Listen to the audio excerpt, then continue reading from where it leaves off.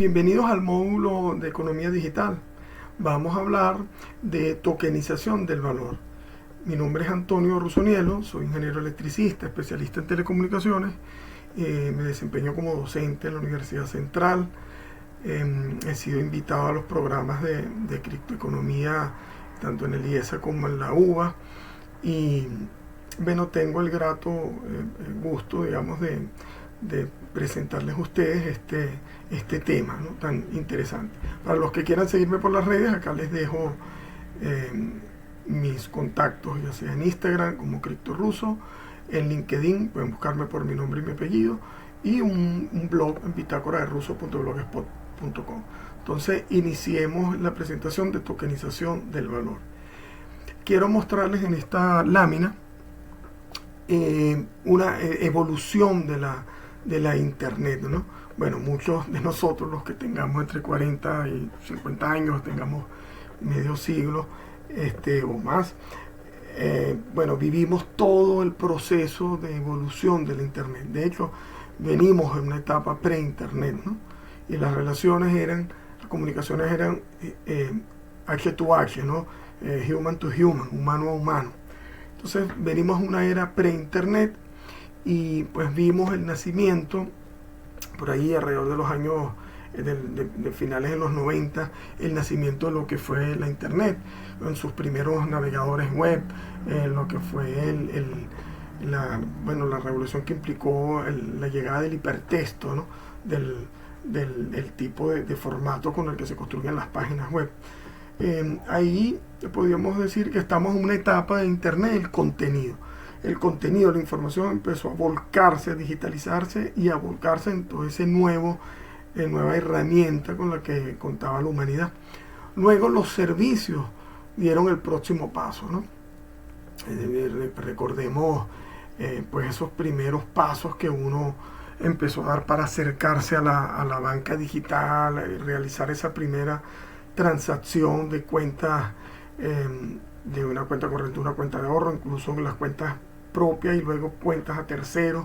Entonces, bueno, fue todo un proceso de aprendizaje y de crecimiento y de adaptación realmente también a estas tecnologías, porque también teníamos que esperar, digamos, que estas tecnologías y estas herramientas maduraran y evolucionaran para darnos o dar la suficiente garantía de seguridad para proteger nuestros, bueno, en este caso, cuando si hablamos de Internet de los servicios, nuestros dineros, proteger nuestra privacidad, garantizar que nadie nos vaya a robar una identidad, hacerse pasar por nosotros, incluso robar algún dato, alguna clave, algún password para entrar a un correo electrónico, etcétera. Bueno, la tecnología ha dado los pasos suficientes para demostrar que en buena parte, digamos, de su implementación cuenta con herramientas criptográficas robustas, ¿no? Y eso ha permitido entonces que la internet, en este caso, como herramienta, siga dando pasos más allá, ¿no? Entonces, luego de esto, lo que fue el internet de los servicios, fíjense que empezamos a volcar todas, incluso nuestras relaciones personales, familiares, nuestras relaciones de trabajo, a la internet. ¿De qué manera? Bueno, a través de las redes sociales. Entonces ahí estaríamos en una fase conocida como la internet de la gente, ¿no? O la web social. Bueno, todo el inicio de lo que ha sido el Facebook. La gente empezó a tener confianza de estas plataformas y a subir contenido personal y en muchos aspectos contenido privado, pues que de manera voluntaria y libre decidimos hacer público, ¿no? Fotos de viajes, fotos de familia, fotos de reuniones de trabajo, etcétera. Con la internet de la gente, bueno, tenemos prácticamente el poder de la ubicuidad. Podemos estar en cualquier parte del planeta en cuestiones de segundos y realizar una conferencia con 10, 20 o 100 participantes repartidos en todo el planeta, o incluso poder tener un contacto instantáneo con seres queridos que estén por alguna razón en otros países, ¿no? Entonces, fíjense todas estas cosas que se dicen de manera muy, muy sencilla, pero que representan, digamos, desde el punto de vista de herramienta de la sociedad, un poder gigantesco. Y nos seguimos moviendo, ¿no? La tecnología sigue evolucionando. Y entonces en la actualidad ya se empieza a hablar de lo que es el Internet de las cosas, dispositivos que empiezan a conectarse a la Internet, dispositivos electrónicos, autos, bueno, incluso ahorita sistemas de iluminación conectados a reconocimientos de voz, cámaras digitales, semáforos en ciudades inteligentes. Bueno. Y algo que estaba quedando un poco por fuera de toda esta evolución, bueno, no estaba quedando por fuera, estaba en una fase de desarrollo constante y en principio había dado sus primeros pasos de manera centralizada, pero todavía no era muy maduro y no era una tecnología muy robusta, hasta que, bueno, en el año 2009 un tal Satoshi Nakamoto pues libera un paper, y luego pues eventualmente, bueno, en 2008 el paper, después libera el código en el año 2009 y dio inicio a lo que es conocido como la cadena de bloques, ¿no? La blockchain, por primera vez, la primera implementación de cadena de bloques. Bueno, con eso dimos el próximo paso. Entonces ya se empieza a hablar de la Internet del dinero, era lo que estaba faltando. Ya teníamos toda la información volcada de manera digital a la red. Cuando digo toda la información, bueno, imagínense las noticias ya en formato digital, nuestra información personal, fotos, contactos con nuestros amigos a través de video, de voz. ¿Qué faltaba? El dinero. Hacía falta un elemento que fuera totalmente digital, que estuviera integrado a toda esta gran tecnología de digitalización de las relaciones humanas. Entonces, bueno, hasta el momento siempre todos los pagos se hacían usando algún medio de pago, pero siempre el valor estaba representado en una moneda fiduciaria, ¿no? Ya sea, bueno, el dólar, el euro o cualquier otro tipo de moneda. Entonces, con esta evolución de la Internet, gracias a la blockchain, podemos hablar de dinero digital descentralizado. Entonces vamos a ir entrando en el tema, ¿no? Hablamos de la blockchain. Bueno, déjenme explicaros un poquito más de qué trata. Seguramente han escuchado muchos de ustedes hablar de un libro contable digital distribuido.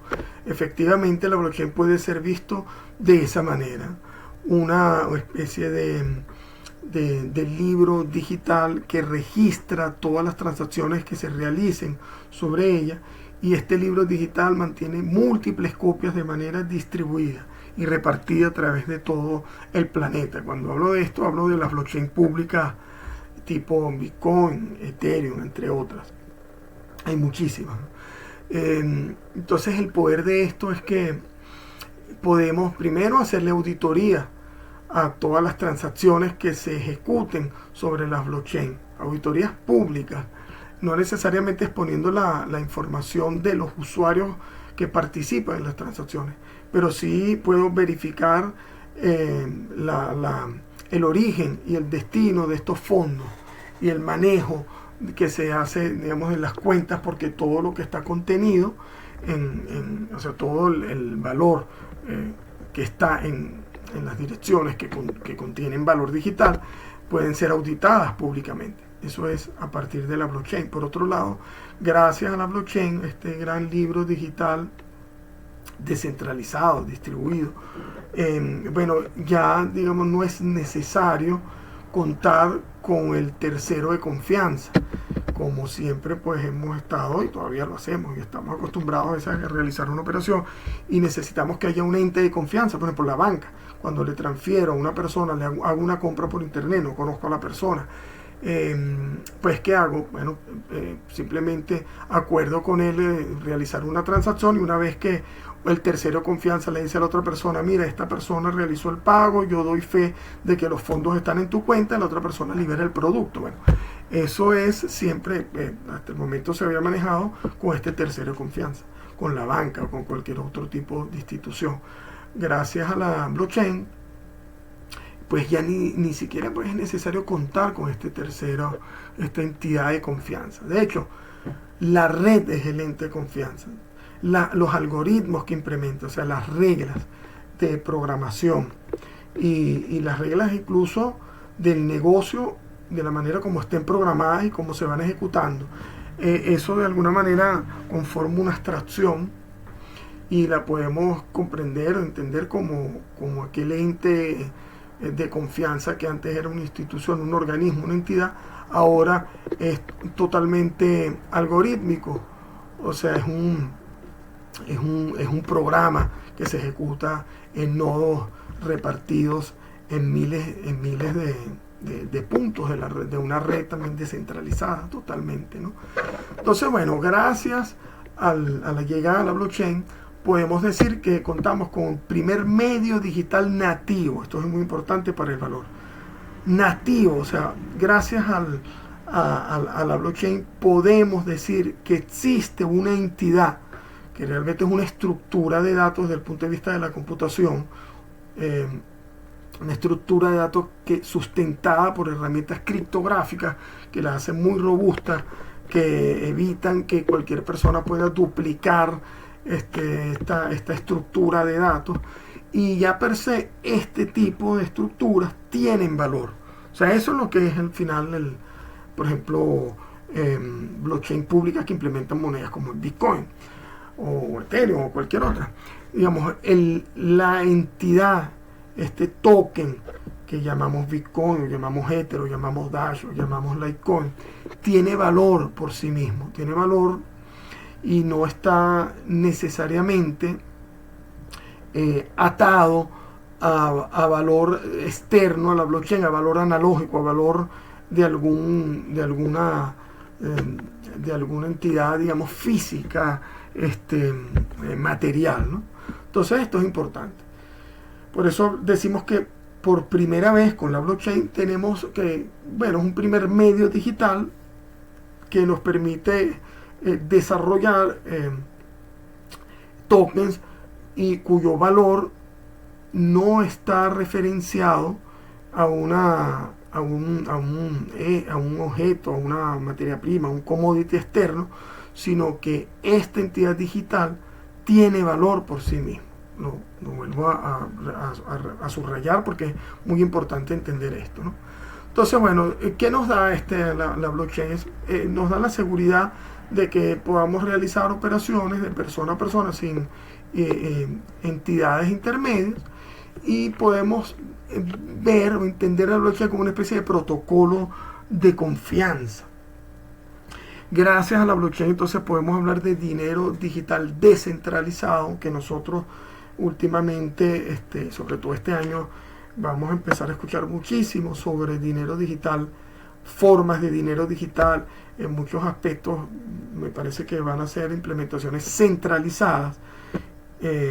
Cuando escuchen hablar de dinero nacional digital, o sea, toda esta cantidad de bancos centrales que este año han anunciado pilotos para implementar sus propias monedas digitales. Bueno, seguramente son implementaciones con mucha presencia de centralización, ¿no?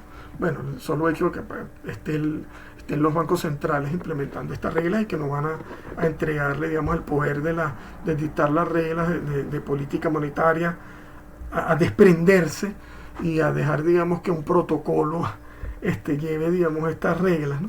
Entonces se entiende que ese dinero digital nacional va a tener elementos de centralización, pero la blockchain justamente pretende, y bueno, y lo logró, es romper con esa centralización.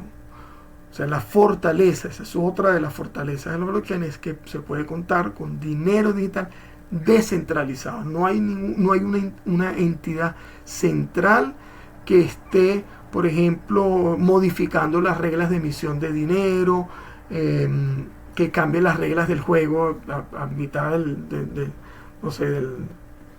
tiempo de vida de la blockchain, o en cualquier momento en la blockchain, todas estas reglas están programadas de manera clara, o sea, están en código de programación y son ejecutadas por computadores. Un elemento importante también dentro de todo lo que está conformando lo que es la Internet del dinero es una herramienta muy poderosa conocida como contratos inteligentes. Los contratos inteligentes están sustentados en cadenas de bloques. De hecho, la primera implementación de contratos inteligentes se da con Ethereum, aunque realmente Bitcoin tiene un cierto soporte muy limitado, podría verse así a contratos inteligentes, muchas limitaciones.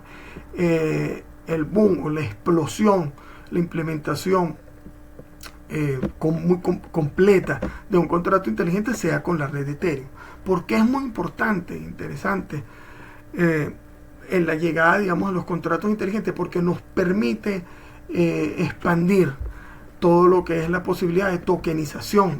Y cuando hablamos de tokenización, y lo vamos a ver también en esta presentación, hablamos de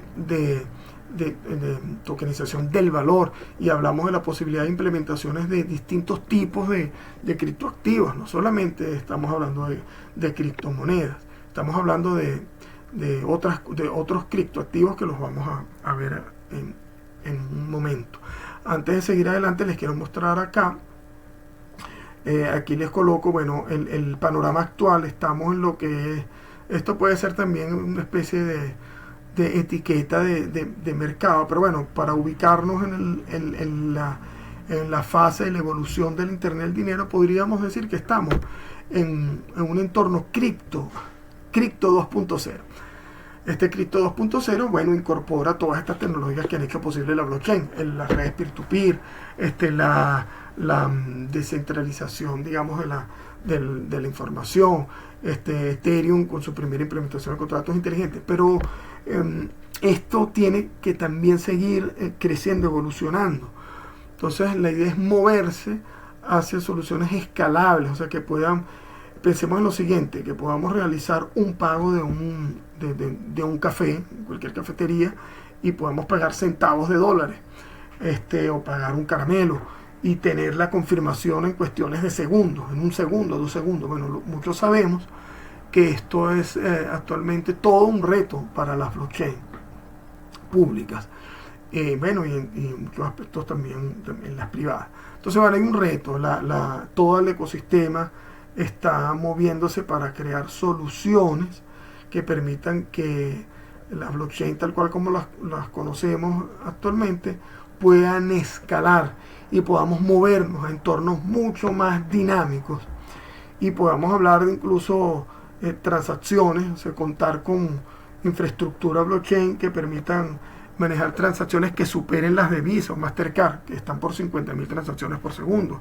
40.000, 47.000 transacciones. Bueno, la idea es que cuando movamos, gracias a pues, alcanzar esta escalabilidad, que estemos en un entorno cripto 3.0, podamos hablar de implementaciones blockchain que permitan realizar confirmaciones de pagos en cuestiones de segundos, 1 segundo, 2 segundos, y que permitan el manejo de transacciones de más de 50.000, 60.000. Ahí se hablan de implementaciones para 100.000 transacciones por segundo, ¿no?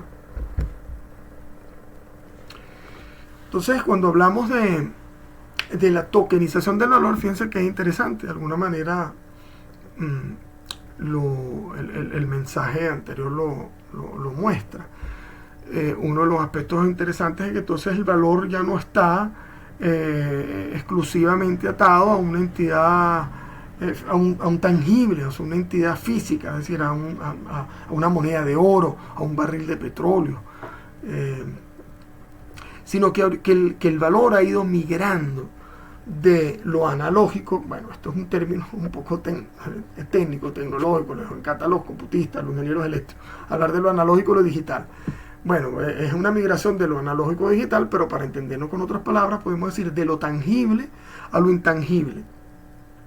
Hablamos de una migración del valor en objetos como commodities, u otro tipo de objetos con valor físico a valor intangible. Estructuras de datos soportadas o construidas por herramientas criptográficas que le dan valor per se, ¿no? ¿Por qué tiene valor? Bueno, en principio porque este tipo de valores intangibles, bueno, no puede ser duplicado. Pues eso es una de los elementos primordiales. Pues si yo simplemente tengo un token que lo puedo duplicar, sacarle copia, como si fuera un archivo un digital PDF que lo puedo sacar copias, duplicarlo y copiar y 100.000, 200.000 copias, pues no habría valor ahí. Entonces estamos hablando que con estos tokens es imposible realizar copias de la nada. La única manera de crear estos tokens es de alguna manera siguiendo las reglas de implementación de la blockchain específica. Por ejemplo, en el caso de las blockchain más conocidas como Bitcoin, Ethereum, bueno, sabemos que la única manera de crear estos tokens es a través del minado, ¿verdad? Todo este proceso de minería. Bueno, la minería es el proceso que se ejecuta, las acciones que se ejecutan para poder generar estos tokens con unas reglas claras y además que se ejecutan por computadores. O sea, no hay discrecionalidad ahí de personas o unas fundaciones ahí manejadas por algunos directivos que deciden qué reglas. No, las reglas se deciden en el white paper desde el lanzamiento de la blockchain específica, y a partir de ese momento esas reglas se deben cumplir, ¿no? Lo mencioné previamente. Otro de los elementos de valor de estos tokens es que, bueno, no necesito intermediarios. Pueden ser intercambiados entre pares directamente, y además entre pares desconocidos en entornos no confiables. Importante esto. O sea, yo le puedo realizar una transacción a una persona sin conocer su identidad, únicamente intercambiando direcciones públicas de la blockchain, y nosotros pues realizar transacciones. Y por otro lado, estas direcciones públicas no exponen los datos de identificación, un nombre, un usuario, una cédula de identidad, un número de pasaporte, ¿no? Entonces mantiene de alguna manera la privacidad, ¿no? entre los participantes de las transacciones. Toda la mediación es algorítmica, o sea, ejecutado por reglas por reglas computacional, son programadas y ejecutadas por nodos distribuidos en la red. Y esto es interesante, este último punto, la actualización cuando realizamos una transacción, realmente lo que hacemos en la blockchain es registrar una actualización de la propiedad de un activo, ¿no? Porque cuando hablamos de estos intangibles, bueno, un activo intangible, lo que hacemos es en la blockchain registramos la propiedad de ese activo que ha sido puesto, digamos, en juego en la transacción. Se los dejo allí, es interesante pensar sobre esto. Aportes de blockchain en la economía. Bueno, pensemos en esto, fíjense. Costos operativos. Bueno, según el Banco Santander, más de 20.000 millones de ahorros implicará la implementación de la blockchain en los procesos de la banca tradicional. La velocidad en la posibilidad de realizar préstamos instantáneos, en la posibilidad de ejecutar micropagos, reducir, muchos sabemos de esto, lo que implica los pagos interfronterizos, o sea, los altos porcentajes de comisiones que se cobran, por ejemplo, para las remesas, la cantidad de tiempo que requiere pues liberar pagos interfronterizos. Entonces con la blockchain esto podría ser inmediato. Los riesgos administrativos se reducen, se minimiza el error humano, el fraude debido a alguna mala intención ejecutada por grupos de personas o por individuos. Hay una respuesta rápida a la innovación. Pensemos a la banca y a instituciones financieras tradicionales tratando de adaptarse a estas tecnologías que están cambiando semana a semana. Pues sabemos que es muy complicado por la naturaleza misma de la implementación y los procesos internos y burocráticos que se manejan en este tipo de instituciones. Con la implementación de blockchain, pues este tipo de eventos, digamos, de innovación pueden ser adaptados rápidamente en cualquier emprendimiento. Otra de las ventajas es que las implementaciones de blockchain generalmente son de código abierto. Eso justamente le da más valor a la implementación. Y otro aspecto es que, bueno, el alcance es global. Si nosotros tenemos en mente algún emprendimiento y queremos, bueno, antes de la blockchain necesitaríamos infraestructura, entonces imagínate todos los costos asociados a infraestructura, o sea, pagar por servidores, motores de pago, etcétera. En el caso de la blockchain, buena parte de los costos de infraestructura se diluyen porque están repartidos, son la blockchain misma, ¿no? Entonces simplemente puedo contar con una infraestructura de nodos distribuidos con alcance global. Bueno, visto, digamos, todo esto como una especie de contexto y de base conceptual, ¿no?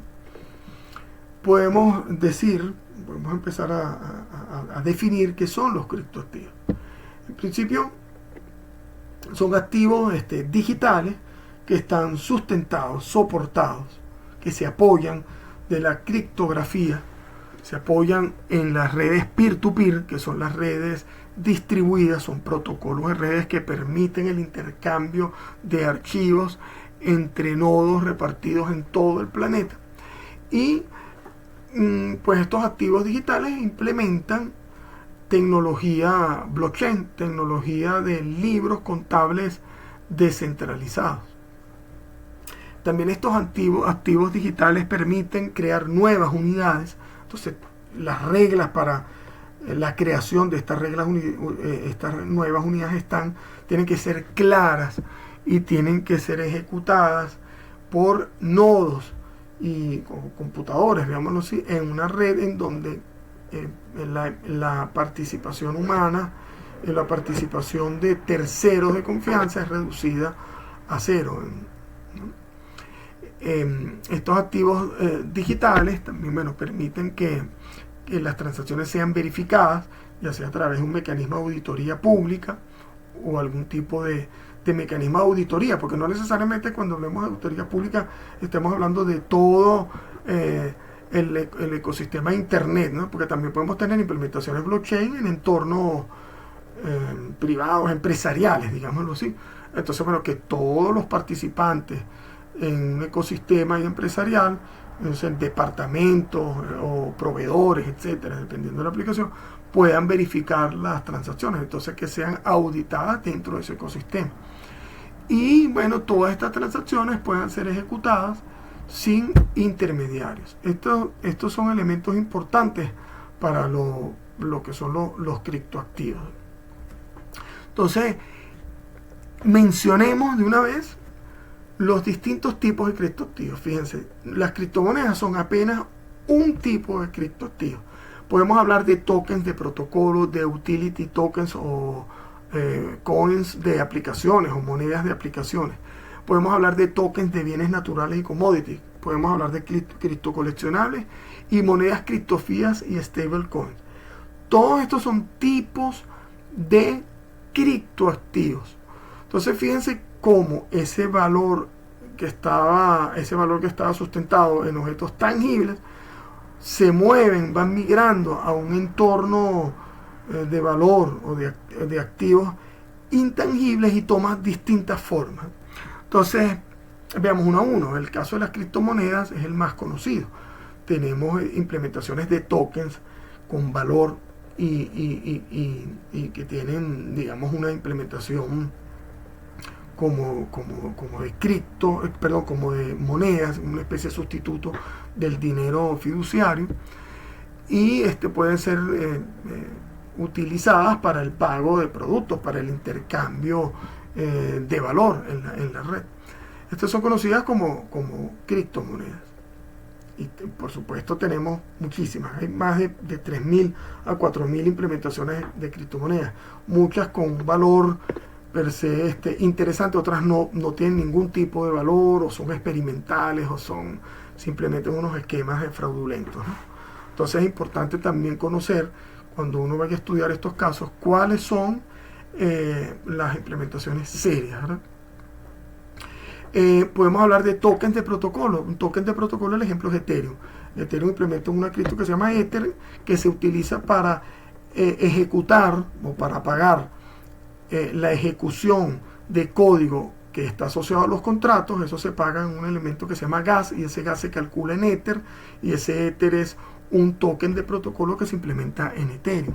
Tenemos utility tokens, son criptos o tokens, veámoslo así, que se construyen generalmente, muchísimas de ellas se construyen sobre otras blockchain, como es el caso de Ethereum, en contratos inteligentes, con ERC20, es un formato estándar para creación de tokens en Ethereum, y entonces podemos crear tokens sobre otras blockchain con contratos inteligentes para que puedan interactuar en ecosistemas propios de intercambio, por ejemplo, para pagar un servicio.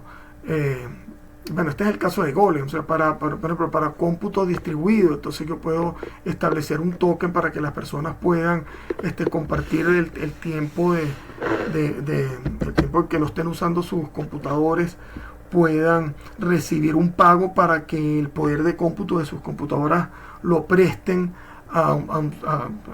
a terceros para, no sé, calcular un posible fármaco para, no sé, la cura del COVID, por ejemplo. Entonces las personas que de manera voluntaria deseen participar en estos ecosistemas pueden recibir un token de pago. Ese es un ejemplo, y este es un caso real. Golem es un caso real, hay muchísimos. Tokens de bienes naturales y commodity. Bueno, sí, en este caso estamos hablando de una tokenización del valor de bienes, de activos digitales, que de alguna manera está atado su valor a un tangible. Tenemos ejemplos. Digital Gold es uno. Este es un token cuyo valor está respaldado en oro, ¿no? en lingotes de oro, etc. Nosotros tenemos el ejemplo acá. Por ejemplo, hay un token, en el caso Petro, que está respaldado, por lo menos eso dice el papel, el white paper, está respaldado, debería estar respaldado por barriles de petróleo y otros commodities, ¿no? Tenemos otros tipos de tokens, como los criptocoleccionables. Esto que les coloco acá, esta ficha por acá, esto se llama CryptoKitties. Esto existe, esto son fichas tal cual, fichas, tokens coleccionables, construidas con contratos inteligentes. Y bueno, estos CryptoKitties se han llegado a transar hasta por un valor de $100.000. En los criptocoleccionables pudiéramos pensar en obras de arte digital.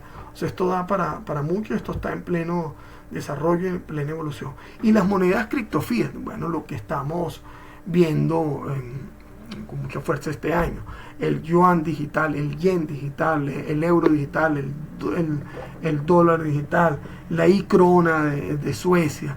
De todos los bancos centrales moviéndose hacia un esquema, digamos, de monedas digitales, ¿no? Controladas por sus bancos centrales, por supuesto. Y los stablecoins, que son tokens que de alguna manera su valor está respaldado por un conjunto, un portafolio de activos, y entonces eso, digamos, el valor de este portafolio de activos le da valor a estos tokens, ¿no? Podemos hablar de algunos esquemas, ¿no? Esto para ir entendiendo el tipo de cosas que podemos realizar, ¿no? Fíjense, soluciones. ¿Qué tipo de implementaciones? Solo quiero dar unos breves ejemplos acá. Podemos implementar motores de pago, medios de pagos en criptoactivos, en donde el token o el criptoactivo per se tiene valor, y en donde estos pagos se pueden realizar directamente con estos activos digitales, ¿no? Estoy hablando, por ejemplo, en puntos de venta con tarjetas NFC o RFID para realizar el pago de cualquier producto en tiendas, y esto esté conectado a algún token, por ejemplo, una empresa que pudiera implementar una empresa hotelera, o simplemente usar un token, construir nosotros un punto de venta y este punto conectarlo a blockchain públicas tipo Bitcoin, Ethereum o cualquier otra, porque eso es lo otro interesante. Como este es código abierto, es muy fácil conectarlas a emprendimientos que requieran de alguna manera contar con estos criptoactivos. Yo les voy a dar otro ejemplo. No quiero extender mucho por acá en el tiempo. Con este ejemplo vamos cerrando. Les voy a hablar del monitoreo de cadenas de suministro de contratos inteligentes, con contratos inteligentes. Esto que está acá son dispositivos IoT de muy bajo costo. Esto es un Arduino Mega, este es un ESP32. Bueno, lo que quiero mostrar con esto es la posibilidad de realizar implementaciones como esta que les acabo de mencionar. Imagínense ustedes un lote de alimentos, de medicinas, de barriles de petróleo, de productos alimenticios, ¿no? Con los cuales, digamos, le podemos hacer seguimiento, y podemos incluso verificar o dejar registro en una blockchain de la utilización, digamos, este lote de medicina, estos alimentos, a lo largo de su cadena de distribución, ¿no? Desde que sale de la fábrica hasta que llega al cliente final. ¿Cómo? Bueno, salió de la fábrica, este lote de alimentos, de medicinas, tiene unos sensores que van registrando en una blockchain la temperatura, la humedad, si han sido sometidos a movimientos bruscos, si son contenedores y han sido volteados o se les ha abierto las tapas, etcétera, ¿no? Entonces, todos estos eventos los podemos registrar en una cadena de bloques. Ahora, todos los participantes en esta cadena de suministro que de alguna manera requieran un servicio específico pueden realizar operaciones sobre esta solución, y pues nosotros implementar un token. Esto sería como un application coin, como lo que les mencionaba anteriormente, los tokens de pago por aplicaciones, y pues todos los pagos realizados de estos servicios se pueden realizar con ese token. Esta es una posibilidad, pues, concreta. Este tipo de proyectos se pueden realizar. Y lo más interesante es que se pueden realizar en el país. En Venezuela tenemos los recursos, digamos, el recurso humano, el recurso del conocimiento para poder ejecutar este tipo de proyectos interesantes. Bueno, esto ha sido mi presentación. Yo los invito a que me contacten, ya sea por Instagram a CryptoRusso, en LinkedIn Antonio Russonielo, o al blog bitácora de russo.blogspot.com. Pueden hacerme preguntas, cualquier duda que tengan, pues con gusto se las voy a responder. De todos modos, tenemos en el Masterclass una reunión donde voy a estar presente este fin de semana para responder sus dudas, sus inquietudes, ¿no? Perfecto. Entonces, de verdad, un gran placer y muchísimas gracias a Fundicias por la invitación. Gracias a todos.